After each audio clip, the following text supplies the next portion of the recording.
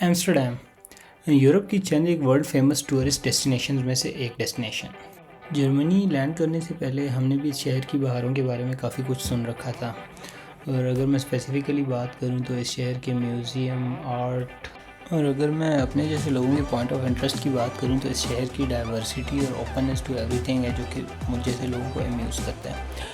Beside that इस शहर की एक और अहम बात यह है कि यहाँ पे वीड रेगुलेटेड है, गवर्नमेंट ने रेगुलेट की हुई है। आप लीगली पी सकते हैं किसी भी पब्लिक पॉइंट पे और नॉर्मली शॉप्स पे अवेलेबल होती है, any time you can purchase. Germany से रफ्ते सफ़र बांधा तो रास्ते में ही रात पड़ गई और एम्स्टर्डम में काफ़ी टाइम था तो सोचा यहीं पे पड़ाव डाला जाए। कैंपिंग गियर ऑलरेडी पास ही था तो सोचा किसी भी जंगल में जाके सामान डालते हैं और वाइल्ड कैंपिंग एक्सपीरियंस करते हैं।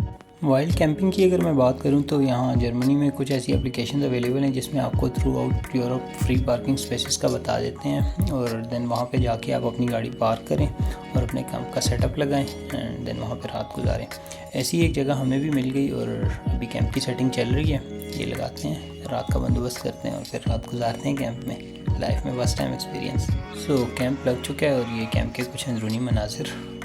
सुबह हुई तो दोबारा से अपने सफ़र का आगाज़ उसी मकाम से किया जहाँ पे रात को पड़ाव डाला था। लास्ट नाइट जंगल में फ़्रेश होने की कोई अरेंजमेंट तो थी नहीं, सो अब डिसाइड ये हुआ कि एम्स्टर्डम जाने से पहले किसी बीच पर जाके फ़्रेश हुआ जाए। तो ये हमारे पास ज़ैनफोर्ड की एंट्रेंस है और these are some of the facilities that we have here. ये बेसिकली एंट्रेंस है and these are like the paid parking places.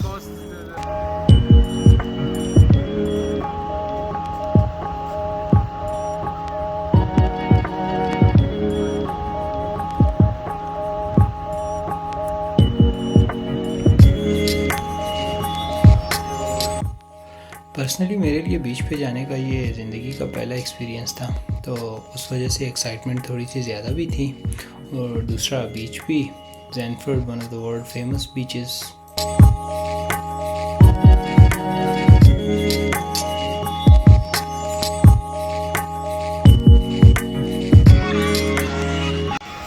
ज़िंदगी का पहला एक्सपीरियंस है बीच पे आने का और बीच भी ऐसा कि Zandvoort Beach, and it's one of the famous beaches around Europe near Amsterdam. And so we are here. वैसे तो अगर बीचेस की बात की जाए तो नीदरलैंड की एक पूरी साइड ही समंदर से टच होती है, इसीलिए इस कंट्री के पास मोर देन 20 ब्यूटीफुल बीचेस हैं, लेकिन Zandvoort is third most beautiful beach of Netherlands.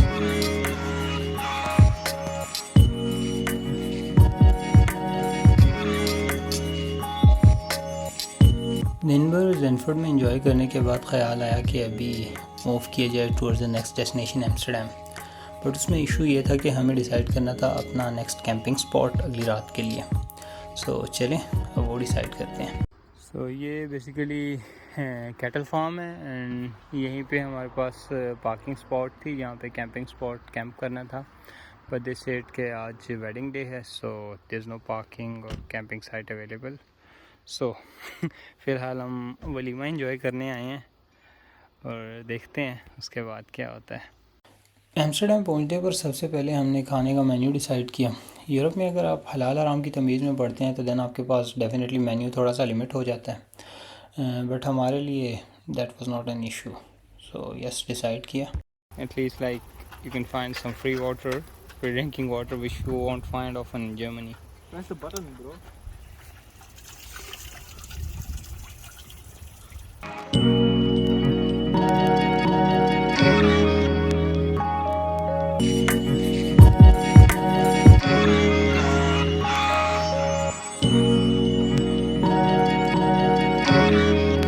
तो जैसा मैंने वीडियो के स्टार्ट में मेंशन किया कि हर किस्म का नशा आपको गली की नुक्कड़ वाली दुकान से ऐसे ही मिल जाता है जैसे पाकिस्तान में आप सब्ज़ी लेने जाते हैं, बट यस ये रिस्ट्रिक्शन है कि आपकी एज एक सर्टेन लिमिट से अबव हो और उसके साथ साथ ये है कि हर इंसान को एक लिमिटेड क्वांटिटी में अवेलेबल होता है, बियॉन्ड दैट क्वांटिटी आप परचेज़ नहीं कर सकते।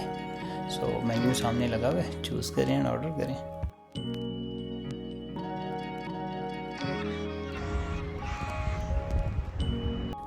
ये वो मुनफरिद मखलूक है कि आप दुनिया के किसी भी हिस्से में चले जाएं ये आपको बिल्कुल यकसा मिलेगी और इनका पसंदीदा मशगला होता है उड़ते हुए तीरों से खेलना, जो कि आप इस वीडियो में भी देख सकते हैं। एक और चीज़ जो मुझे बहुत अच्छी लगी वो ये थी इस शहर के बारे में कि ये लोग साइकिलिंग को प्रमोट करते हैं। अभी ये डेडिकेटेड साइकिलिंग स्ट्रीट जिसमें किसी किस्म की कोई गाड़ी अलाउड नहीं है। So we ordered like a tea with milk, and this is what we got.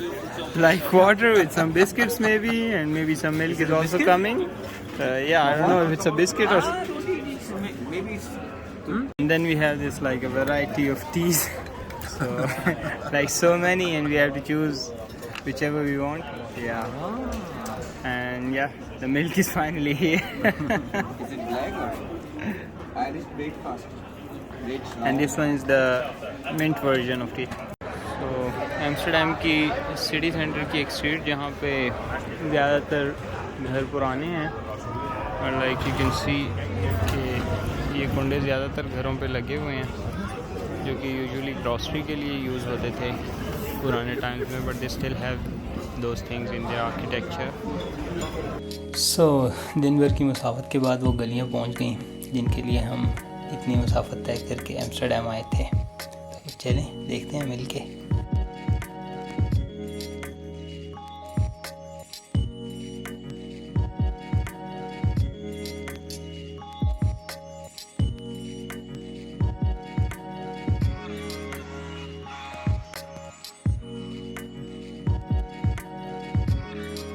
रात होने में अभी तक थोड़ा सा वक्त बाकी था तो सोचा क्यों ना शहर की गलियों में ज़रा शरीफाना मटर गश्त की जाए।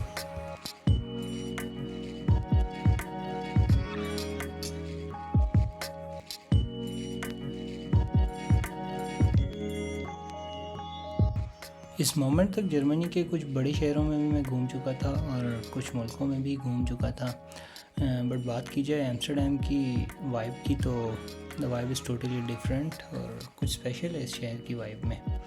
दूसरा नाइट लाइफ की अगर बात की जाए स्पेशली ओवर द वीकेंड तो एम्स्टर्डम की नाइट लाइफ लेट है, कंपैरिजन नहीं है जिन मुल्कों में मैं घूम चुका हूँ एटलीस्ट उनसे। वैसे तो ये पतली गलियाँ यूरोप के इंफ्रास्ट्रक्चर की ब्यूटी हैं, मगर अगर एम्स्टर्डम की बात की जाए तो टूरिज़म का इन्फ्लक्स इन गलियों को मज़ीद रौनक बख्शता है।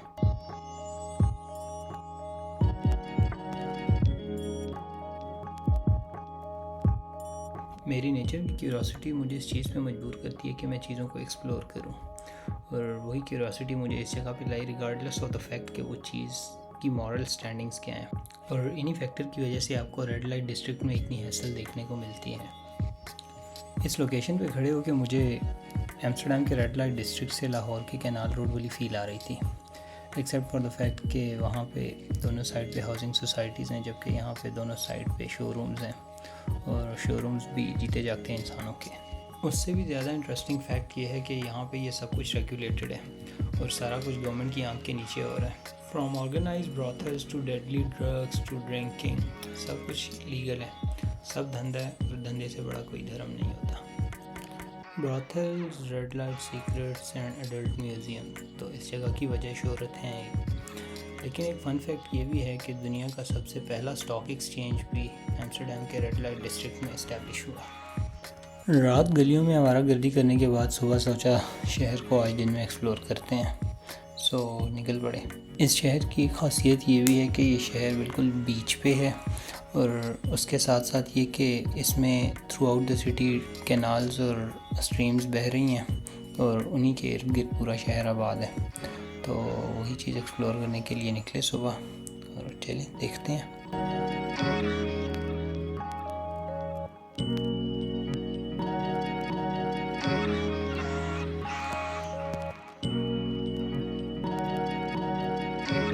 जैसा कि मैंने शुरू में साइकिलिंग के बारे में बात की तो ये वीडियोस मेन ट्रेन स्टेशन के बाहर की हैं और इससे आपको अंदाज़ा हो सकता है कि किस कदर साइकिलें यूज़ होती हैं। जिन गलियों में सारी रात पार्टी चलती रही, सुबह अभी गाड़ियाँ पहुंच चुकी हैं और उन गलियों की सफाइयाँ चल रही हैं और शॉप्स ओपन होने से पहले पहले सारी सफाई हो जाती है ताकि नेक्स्ट डे दोबारा पार्टी स्टार्ट हो सके उसी मकाम से जहाँ पे ख़त्म हुई थी लास्ट नाइट।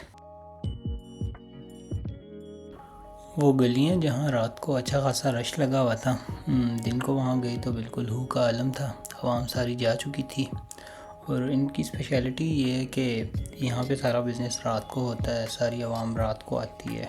टूरिस्ट्स या लोकल्स भी जो आते हैं वो रात के टाइम इवनिंग से स्टार्ट होता है और दिन को सब बंद होता है। वैसे तो ये इस किस्म की चीज़ें एज स्पेसिफिक एंटरटेनमेंट होती हैं और beyond a certain age limit आपको अलाउ किया जाता है।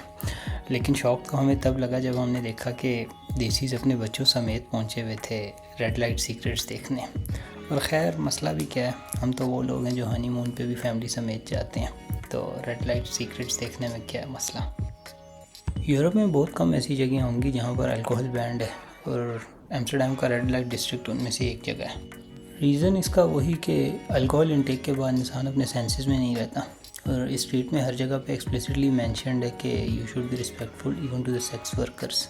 But after certain amount of alcohol intake आपको नहीं पता चलता how to be respectful to someone, so इन्होंने अल्कोहल ही बैन कर दी।